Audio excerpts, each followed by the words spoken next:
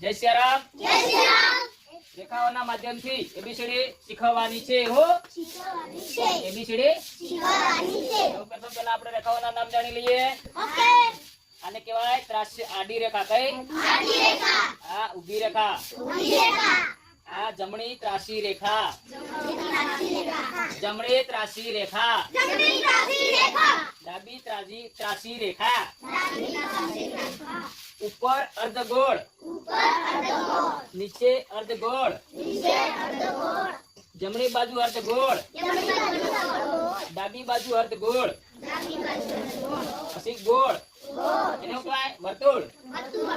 પછી દીર્ઘાવ. અને પછી રસવાવ. આપણે પહેલા શું પાડવાનું છે? એ. તો એ પાડવા માટે આપણે પહેલા કઈ લેશું?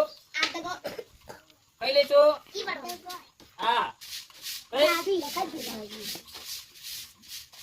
પેલા ડાબી ત્રાસી રેખા. એના પછી જમણી. એના પછી આડી રેખા. કયો થયો? એ.